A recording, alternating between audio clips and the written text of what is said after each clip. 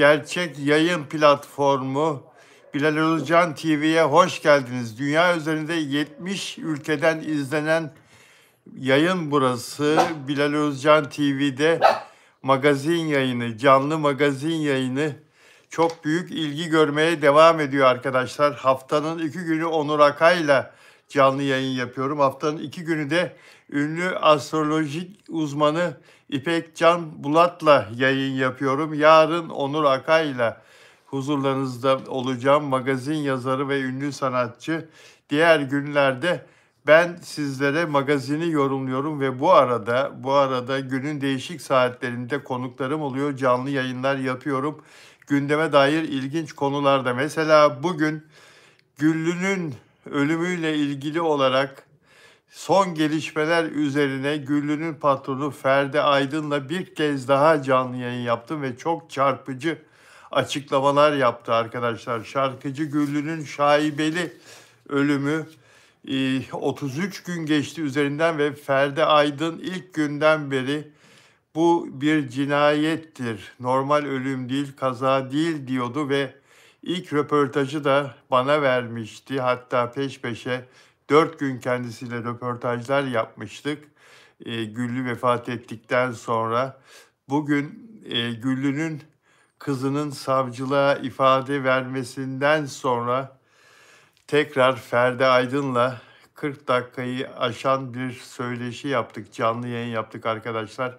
Dilerseniz o videomu da izleyebilirsiniz. Yüklendi o videoda ve o videoda ne yazık ki Ferdi Aydın gözyaşlarına hakim olamadı.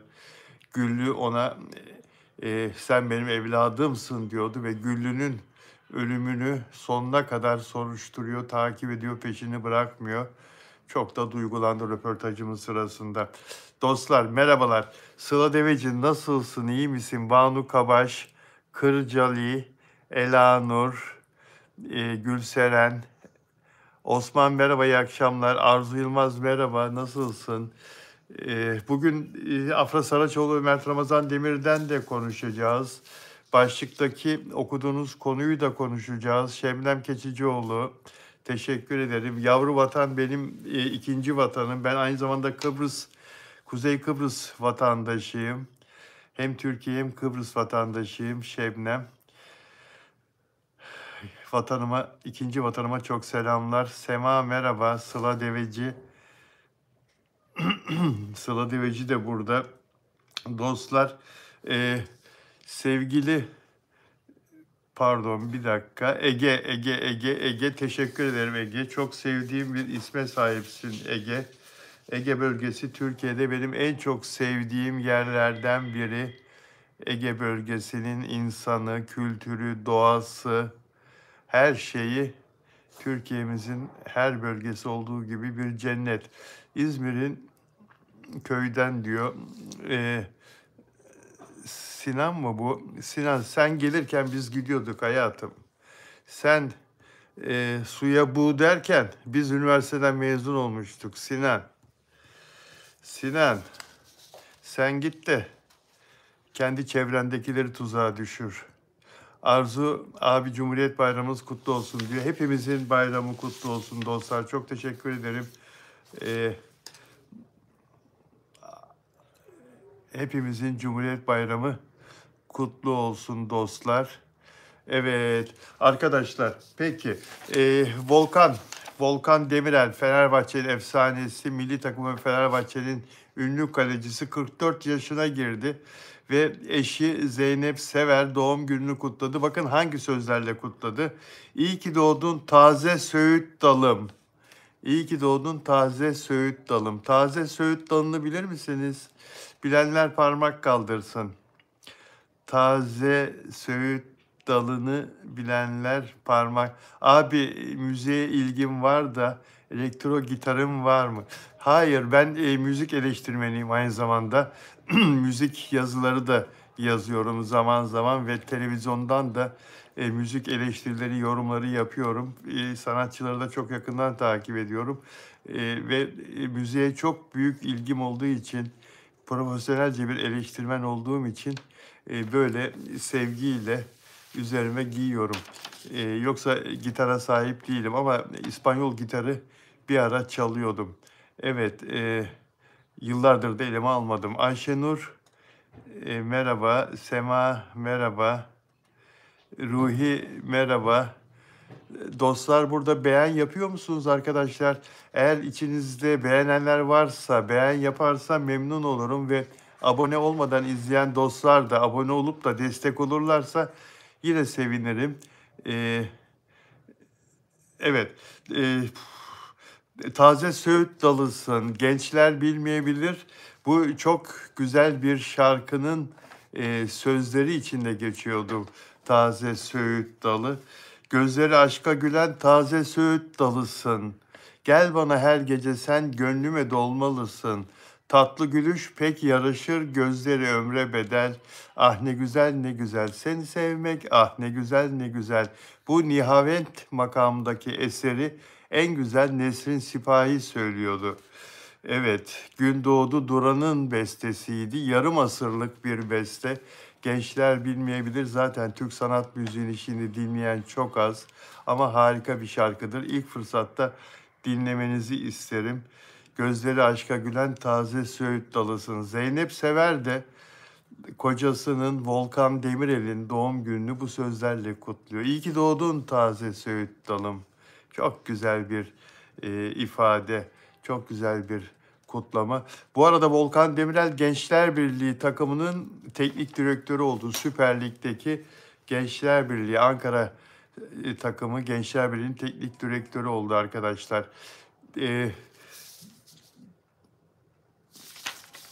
Güllü konusunu konuşuruz dostlar. Güllü konusunu konuşuruz. Afra Saraçoğlu Abi dizisiyle ilgili Afra Saraçoğlu Kenan İmirzalıoğlu'yla sevgili mi olacak? Olamaz. Yaş farkı büyük. Kenan İmirzalıoğlu tam yaşını gösteriyor. Yani insan 50 yaşında 52 yaşında olur da hadi 40 gösterir, 38 gösterir. Bir derece kaldırır. Afra Saraçoğlu hani 28. Ama Afra Saraçoğlu zaten Babyface 23-22 gösteriyor. Kenan 52 gösteriyor. Nasıl olacak? Aman sakın bunları senaryoda aşk yazmayın filan diye karşı çıktık. İlk tepki koyan bendim burada ve senaryo değişti. Meğer yazmışlar.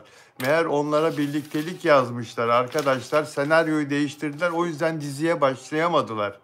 Her şey sil baştan oldu. Bakın Ekim'de güya Ekim'in ilk haftasında ATV ekranlarında yayınlanmaya başlayacaktı dizi. Kasım geldi ve Kasım'ın sonunu ancak yetiştiririz diyorlar. Geçen gün bir şaya yayıldı. Abi dizisinin ilk bölümü çekildi diye. Hayır, çekilmemiş. Şimdi de diyorlar ki ilk bölüm senaryo yazıldı. Yanlış anlaşıldı. Peki ne zaman okuma provası yaptınız? Eğer okuma provası yapsaydınız davul zurnayla bunu duyururdunuz. Promosyon olsun, PR olsun diye. Hadi ya şu dizi tadıyla bir başlasın, bir başlayın şurada. Benim burada üzüntüm, benim sıkıntım Afra zarar görmesin, Afra Saraçoğlu. Her şey para değil. İnsanın huzur içinde çalışması lazım. Çalışacağı ekiple, çalışacağı iş yerinde, çalışacağı sette. Bu çok önemli.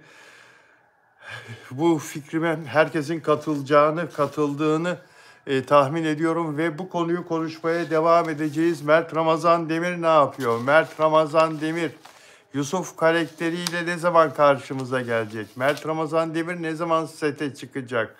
Mert Ramazan Demir ile Afra Saraçoğlu günlerini nasıl geçiriyorlar? Nasıl değerlendiriyorlar? Biliyorum çok merak ediyorsunuz. Onur Akay'ın en son yazdığı yazı herkesi çok mutlu etmişti dostlar. Antiler de boş durmuyor. Antiler de Afra Saraçoğlu ve Mert Ramazan Demir'in güçlü birlikteliğinden rahatsızlık duyanlar da onları huzursuz etmek için ellerinden geleni yapıyorlar. Bu konuyu da konuşacağız arkadaşlar. Bu konuyu da konuşacağız. Bu arada Güller ve Günahlar dizisinin yapımcısına seslenmek istiyorum burada. Murat Yıldırım ve Cemre Baysel'in oynadığı, beğeni toplayan dizinin yapımcısı. Çalışanlar haklarını alamadıkları gerekçesiyle işlerini bırakmaya karar vermişler. Hakkımızı verin diye defalarca yapıma durumlarını anlatmışlar. defalarca mesaj vermişler. Ancak haklarını bir türlü alamamışlar ve dizi setinde işi bırakmışlar. Güller ve Günahlar dizisinin çalışanları, teknik ekip işi bırakmış. İşi bırakanlar yapımcı temsilcisi tarafından sete alınmamış ve istifa olarak değerlendirildiği söylenmiş. Durumlarının istifa ettikleri şeklinde değerlendirildiği söylenmiş bu davranışlarının ve Sinema Emekçileri Sendikası bu duruma müdahale etmiş. Çalışanların hakkını verin, çalışanları sete alın, işbaşı yaptırın, onların yerine sakın başka çalışan almayın. Bu kanunsuzluktur, bu kanuna karşı gelmektir, hukuksuzluktur. Eğer bu şekilde davranmaya devam ederseniz, çalışanları sete almaz da yerlerine başkalarına işbaşı yaptırırsanız dava açıyoruz diye sendika çalışanlara sahip çıktı. Şimdi neden çalışanların hakkı ödenmez? Dizi iyi reyting alıyor. Tahminimce şundan bu işte bir aksaklık oluştu. Arkadaşlar, reklam gelirleri kanalların çok düştü. Bunu geçen Mayıs ayından beri Temmuz ayına kadar birkaç kez anlatmıştım. Yeni sezonda dizileri bekleyen tehlike, yeni sezonda kanalları bekleyen tehlike diye. Hatta geçen sezonda Nisan'da, Mayıs'ta bazı dizilerin bazı bölümleri yeni yayınlanamamıştı. O hafta yeterli reklam kuşaklarına reklam alınamadığı için ertelenmişti bölümlerin yayınlanması. Ya bazı diziler final yapacak, yapamıyordu. Final bölümleri bir türlü ekrana gelemiyordu yeterli reklam alınamadığı için.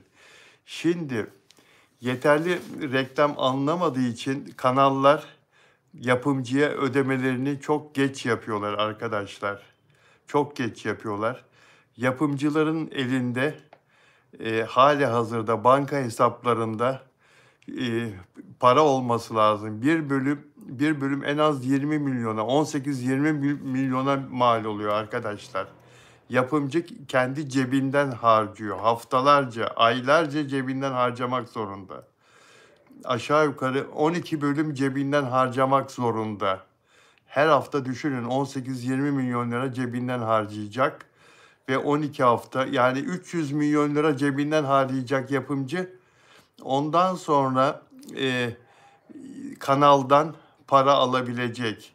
O da birkaç haftalık para alabilecek. Dolayısıyla yapımcı ödeme güçlüğü çekiyor olabilir bu sebeple. Çalışanlarına para vermekte güçlük çekiyor olabilir. Burada ilk ezilen de ne yazık ki garibanlar olur arkadaşlar. Set işçileri olur, garibanlar olur. Halbuki onların alacağı en ufaktır, en küçüktür. En az para onlar alırlar arkadaşlar. Oyuncuları duyuyorsunuz. Bölüm başına 3,5-4,5 milyon lira alan oyuncular var. Set çalışanları ne alıyor ki? Asgari ücrete çalışıyor çoğu. Bu teknik ekipte asgari ücrete çalışıyorlar. Asgari ücretten biraz fazlaya çalışanlar var. Yani ödeyin şunların parasını. İnsanları bu kışta karda artık yani bu işsizlik ortamında işinden gücünden etmeyin. Murat Yıldırım, Cemre Baysal siz de sahip çıkın çalışanlara. Biz alıyoruz da olsa peşin aldık bizim tuzumuz kuru demeyin. Başrol arkadaşlar. Doğru başrollere peşin veriliyor. 13 bölüm peşin alıyorlar başroller. Yoksa imza atmıyorlar sözleşmeye. Yani bu durum Güller ve Günahlar dizisine hiç yakışmadı. Çok beğenilen bir dizi. Ekranda renk kattı. Ancak çalışanların bu şekilde hakkının ödenmemesi. Bu konuda yapımcının da bir diyeceği varsa buradan konuşuruz, yayınlarım. Bağlanmak istiyorsa bağlanabilir. Daha sonra arayabilir beni, anlatabilir, ifade edebilir kendince durumu. Buradan konuyu anlatırız arkadaşlar. Fatih Ürek'in durumu nasıl soruyorsunuz. Fatih Ürek'in durumu stabil, aynı bir gelişme yok. Uyutulmaya devam ediyor sevgili şarkıcı Fatih Ürek arkadaşlar. Yoğun bakımda. Bir gelişme olursa hastane açıklama yapacağını söylüyor. Her gün de açıklama yapmak istemiyorlar. Her gün açıklama yapıp da durumu stabil demek istemiyorlar. O iyi olsun yeter ki, o kötüleşmesin, o iyiye doğru gitsin inşallah. Açıklama yapmasınlar, tamam ben vazgeçtim, madem öyle. Yeter ki ona iyi bakın, inşallah iyileşsin. Biz bekleriz sevgili Fatih Ürek. Sevenlerine kavuşsun, hayata dönsün. Bu arada gazeteci muhabir arkadaşlar Demet Akalın'a arabasına binerken soru soruyorlar. Fatih Ürek'in ziyaretinden çıkarken kimseyle dargın kalmak istemiyorum, barışacağım insanlarla. Küs olduğum biri var, onunla barışacağım demişti. Benim bildiğim, bugün de onu soruyorlar. Barışacak mısınız? Kim o diye kendisine, Demet Akalın'a, ünlü şarkıcı Demet Akalın'a Sefo'nun o şarkısıyla ne güzel bir işbirliği oldu onlarınki. Ne güzel 200 milyon dinlendi. 200 milyon dinlendiğini açıklamıştı Demet Akalın geçen gün. Kim o diyorlar, hangisi, kimle barışacaksınız? Kim diyor, onu da siz bulun diyor. Şimdi kim olduğunu biliyorum ben. Demet Akalın'ın hali hazırda küs olduğu iki ünlü var. Birincisi Berkay. Berkay'a doğum gününde saat hediye etmişti. Demet Akalın çok kıymetli bir saat hediye etmişti ve Berkay o saati ertesi gün İstinye Park'ta Demet Akalın alışveriş yaptığı, saati aldığı AVM'deki o dükkana götürüp Rolex saatti, çok kıymetli. O saat saatçiye geri vermişti, parasını almıştı. Saatçi de tezgah arkasına geçip tabii ki sattığı müşteriyi arıyor. Size dün sattığım saati şarkıcı Berkay getirdi. Bilginiz olsun, bilginiz var mı? İade etmek istiyor, parasını almak istiyor diye. Saatçinin yaptığı doğru. Bu anlattığım 4 senelik hikaye. Demet Akalın küplere binmişti. Ya benim hediyemi nasıl geri götürürsün? Nasıl hediye parası alınır mı? O kadar mı paraya sıkıştım filan diye. Berkay da tabii ki al moru mor bozulmuştu saatçinin bu yaptığını, ama yapacak bir şey yok. O da demişti ki benim bu saatten var, fazlasıyla bu marka saatim var. Bunu ne yapacağız? İade ediyoruz mecburen. Demet'in bozulacak bir şeyi yok demişti ama Demet Akalın affetmedi. Ve o günden beri bir daha da Berkay'ı hayatından sildi. Karı koca onları bir daha affetmedi. Halbuki şarkıcı Berkay ve eşiyle Demet Akalın ve eşinin çok güzel bir aile dostluğu, bir yakınlığı vardı. Berkay Demet Akalın'ı sildi. Berkay da hiç altta kalmadı. Silersen sil dedi. Ben de seni sildim dedi.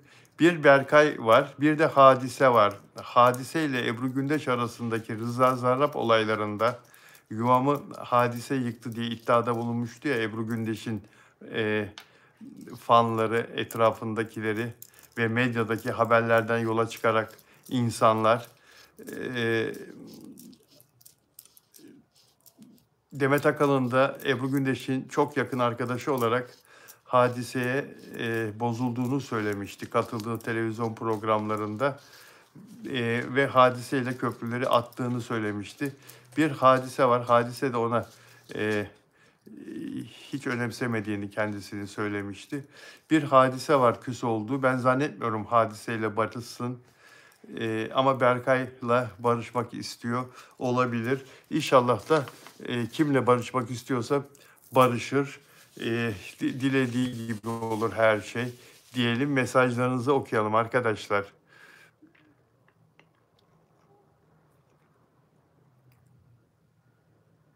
Ümran Keleş, Niyazi kesin sevgili olacaklar ama olmaz, kesinlikle yürümez, tepki görür.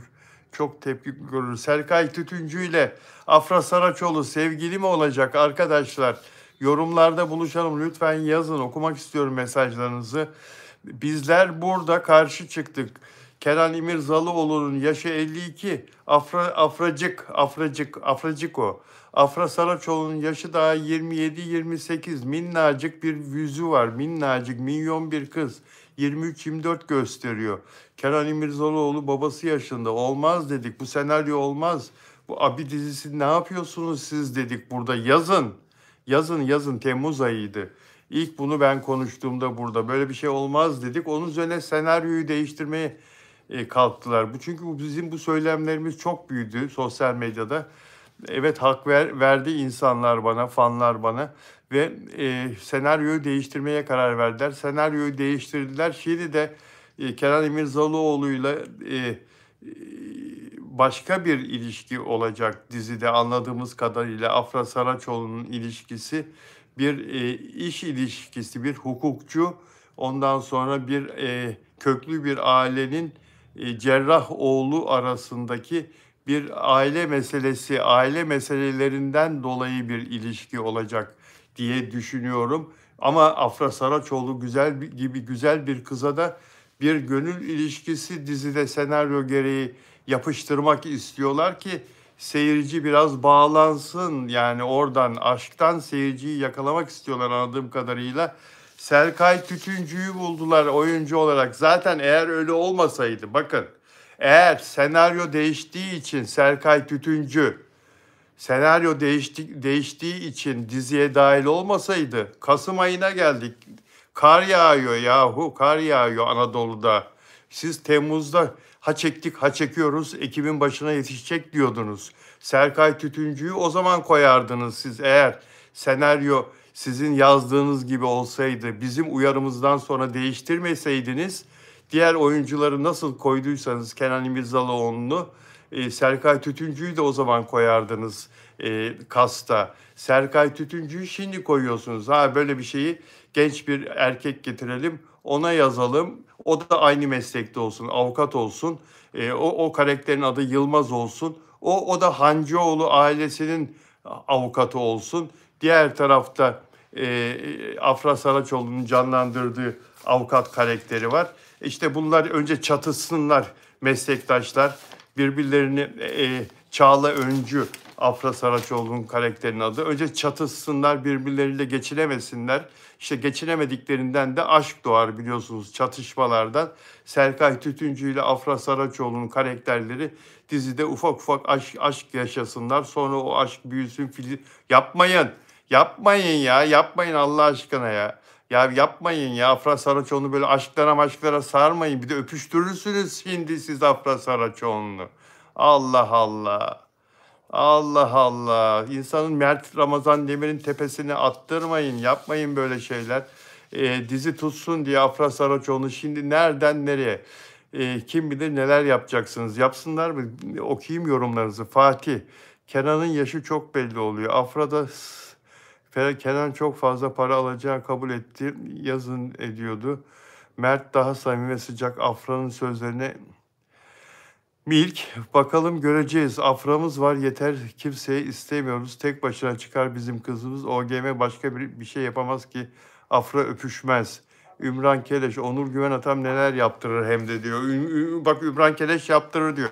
Afra öpüşür mü öpüşmez mi Serkay Tütüncü'yle? Serkay Tütüncü'nün de bir aşkı var zaten.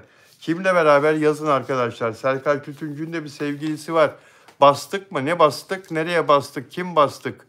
Bir popçu kızımız var. Zeynep Bastık. Zeynep Bastık'la yaklaşık 2 senelik, 1,5 senelik bir ilişkisi var Serkay Tütüncü'nün. Serkay Tütüncü, Zeynep Bastık da herhalde sete gelir artık ha.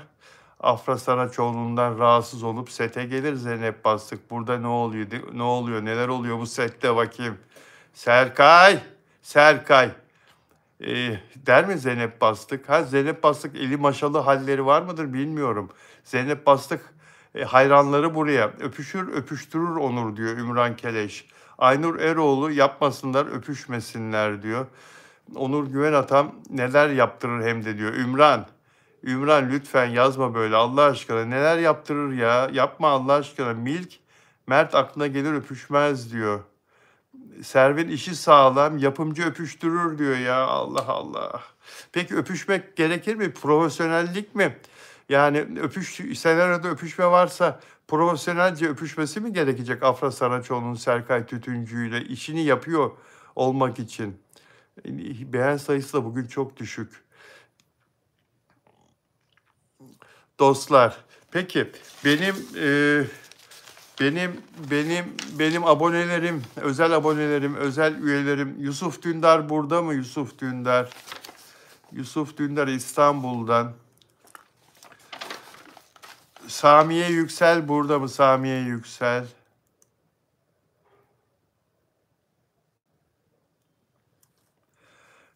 Nelly Manzano Arjantinler. Nelly Manzano. Duşanka Sırbistan'dan. Merhaba Sırbistan'dan Duşanka. Hello Duşanka. Nelly Manzano Arjantin'den. Nelly de her gün buradan yayın saatinde geliyor, merhaba diyor bize. Ama bugün yok galiba. Dilek Şenyurt burada mı? Frankfurt, Almanya'dan Dilek Şenyurt. Delfina Dimasio Şili'den. Burada mı acaba? Delfina Dimasio Şili'den. Dostlar, sizler de özel abonem olabilirsiniz arzu ederseniz. Bunun için yapmanız gereken şey katıl butonuna basıp yönlendirmeleri takip etmek. Fatih, ben Mert'in dizisini ve partneri çok merak ediyorum. Biz de Mert iyi, kaç gündür görünmüyor. Mert iyi olmasını istiyorum. Mert iyi, benim de Onur Akay'dan duyduğuma göre Mert son derece iyi. Yarın Onur Akay'la Mert'in neler yaptığını bu arada konuşacağız. Afra Saraçoğlu ile Mert çok hoşça vakit geçiriyorlar. Onur Akay'ın bize en son söyledikleri ve deniz kenarında Mert Afra Saraçoğlu'yla çok mutlu saatler geçirdikten sonra ona ikinci kez evlenme teklif ettiği şeklinde ve Afra'nın da kabul ettiği şeklinde en son bilgi almıştık Onur Akay'dan. Yarın yine konuşacağız. Walking Man. Bugün konu ne diyor? Arkadaşlar, bugünkü konuyu 27 dakikadır konuşuyoruz. 27 dakikadır konuşuyoruz. Ruksara bana selam verdi. Ben de Ruksara'ya selam veriyorum. Nazmiye hayır yapmasın diyor.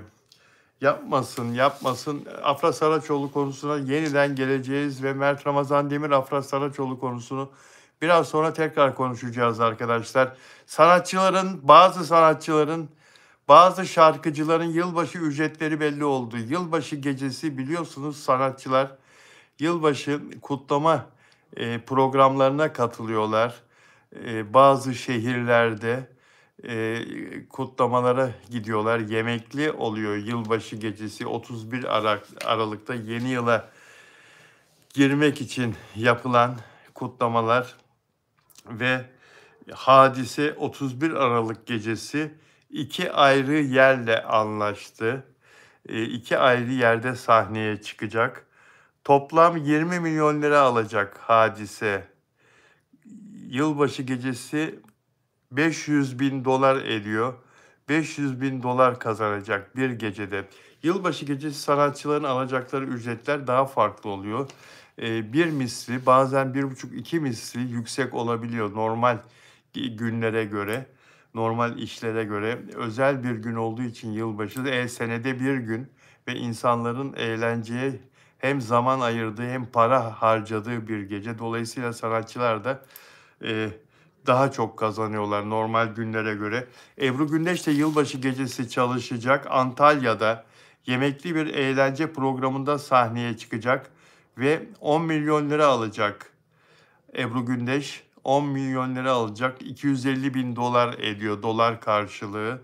Bizi yabancı izleyenler de çok olduğu için dolar karşılığı da söylemek istedim. Sibel Can 8 milyon lira alacak arkadaşlar. Sibel Can yılbaşı gecesi 8 milyon lira kazanacak. Aşağı yukarı 200 bin dolar kazanacak Sibel Can yılbaşı gecesi. Yılbaşı gecesi Ajda Pekkan da, bakın Ajda Pekkan helal olsun 80 yaşına merdiven dayadı. Ama yılbaşı gecesi yine iş teklifi alıyor ve 7 milyon liraya sahneye çıkıyor. 80 yaşına merdiven dayadı. 2016'da 80 yaşına girecek ve 7 milyon liraya sahneye çıkacak yılbaşı gecesi. Helal olsun Ajda Pekkan sana. Kenan Doğulu da 7 milyon liraya sahneye çıkacak yılbaşı gecesi. Yıldız Tilbe de 7 milyon liraya sahneye çıkacak arkadaşlar. Mert Ramazan Demir'le ilgili haberleri, Mert Ramazan Demir'le ilgili yorumları, Mert Ramazan Demir'le ilgili mesajlarınızı yurt dışından da çok yoğun şekilde takip ediyorlar. Tıpkı Afra Saraçoğlu'na olduğu gibi arkadaşlar, yurt dışından bizim en çok sevilen, takip edilen iki tane ünlümüz var. Biri Afra Saraçoğlu, diğeri Mert Ramazan Demir. Sürekli olarak bana sorular soruyorlar her yerden. Küba'dan, Küba'dan arkadaşımız burada mı? Adelfa burada mı? Küba'dan Adelfa. Adelfa ile artık arkadaş olduk. Eşi var, bir tane de çocuğu var. Allah bağışlasın. Eşinin hastalığından, rahatsızlığından bahsetti ve tedavi görüp iyileştiğini anlattı. Artık böyle özel meseleleri de konuşur olduk. Dostluk, uluslararası dostluk. Hep bunlar Afra Saraçoğlu ve Mert Ramazan Demir sayesinde. Evet, Güllü'nün vefatıyla ilgili kızının yazdığı, arkadaşına yazdığı mesajlar inanılmazdı. İnanılmazdı. Annemi öldürmek istiyorum. Annemden kurtulmak istiyorum. Bana birisini bul, annemi öldürmem lazım filan şeklinde mesajlar ve savcı çağırdı kızını, Güllü'nün kızını. Bunlar ne dedi? Bu mesajları sen mi yazdın? WhatsApp yazışmaları sana mı ait dedi. O da evet bana ait ama anneme çok kızdığım zamanlar yazıyorum böyle mesajlar dedi. Çok sinirlendiğim zaman yazıyorum bu mesajlar bana ait ama annemi ben öldürmedim dedi. Savcıya 2,5 saat ifade verdiğini ve savcının kendini serbest bıraktığını söyledi. Onu Güllü'nün patronu Ferdi Aydın ihbar etmişti savcıya ve o mesajları, WhatsApp mesajlarını yazıp yolladığı Bircan isimli arkadaşını da Ferdi Aydın savcıya gitmeye ikna etmişti. Savcıya gidip ifade vermeye. Bircan da evet dedi. Bu mesajları Güllü'nün kızı bana yolladı dedi. Annemi öldürmek istiyorum diye bu mesajları ve tabii Güllü'nün kızı çok zor durumda kaldı. Ancak savcı yine de onu serbest bıraktı. Ben Ferdi Aydın'a sordum. Savcı dedim sence niye yurt dışına çıkış yasağı koymadı? Yani bir tedbir niye koymadı? Bu mesajları yazdığına göre belki de gerçekten e, bazı şeyler olmuş olabilir yani. Savcı dedi daha iyi bilir. Biz savcı kadar bilemeyiz dedi Ferdi Aydın. Savcının bir bildiği vardır dedi. Ve konuşurken Güllü'nün durumuna çok üzüldü. Tekrar onun ölümüyle ilgili duygulandı ve hüngür hüngür ağladı arkadaşlar. Koskoca adam, 50 yaşında adam Ferdi Aydın. Benle röportaj yaparken canlı yayında hüngür hüngür ağladı. Ben de çok kötü oldum onun bu durumu karşısında. Onun duygulanmasını anlıyorum. Ferdi Aydın gerçekten iyi bir insan. Çünkü Güllü yaşarken ona sen benim evladımsın diyormuş. Bunu anlatmıştı bana Ferdi Aydın. Kendisiyle 3-4 canlı yayın daha yapmıştık. İlk kez bana konuşmuştu Güllü'nün vefatından sonra. Ferdi Aydın çok duygulandı ve çok daha başka şeyler de anlattı Güllü'nün ölümüyle ilgili. Bazı ünlülere Güllü'nün kızının ve Sultan'ın kendisini arattırdığını, ünlüleri devreye koyduğunu, Ferdi Aydın'a söyleyin böyle baskı yapmasın, böyle üzerimize gelmesin diye. Böyle şeyler de anlattı bana Ferdi Aydın. O ünlülerin kim olduğunu çok merak ediyorum. Ben de sizler gibi. Bu konuda daha da geniş 40 dakikaya varan bir röportaj yaptık kendisiyle biraz evvel, 3-4 saat evvel. İzleyebilirsiniz. Yükledim YouTube'a arkadaşlar. Ve Afra ile Mert'le ilgili olarak onları sevenler gibi az da olsa sevmeyenler de var dostlar. Az da olsa sevmeyenler de var. Biz onlara anti diyoruz ama zaman zaman işin tadını kaçırıyorlar. Bana birileri yazdı. Dediler ki neden böyle destek oluyorsun Bilal Özcan? Medyada senden başka Afra'ya ve Mert'e böyle açık açık destek olan, her gün onların haberini kullanan yok. Ne oluyor sana? Ne umuyorsun, ne buluyorsun, ne alıyorsun? Sana ne kardeşim dedim ya, ben gazeteciyim. İstediğim gibi televizyonculuk, gazetecilik istediğim gibi yaparım. İstediğim yayını yaparım. Kimse karışamaz. Haber değeri varsa yaparım. Benim için onların haber değeri olduğu için, en çok onlar sevildiği için onlarla ilgili yayınlar yapıyorum. Ama bu kendini bilmezler. Yine de üzerime gelmeye devam ediyorlar. Afra ve Mert kıskançlığı bazen böyle arkadaşlar köpürüyor. Özellikle Onur Akay'ın onlar evlenme teklifi falan haberi vardı ya, dün yazdığı yazı vardı ya, o da onları çok rahatsız etmiş. Şunu bilmiyorlar ki Afra ve Mert hiç kimsenin desteği olmadan, bakın eskiden şöhrete giden yol rejisörün yatak odasından geçer diye bir laf vardı.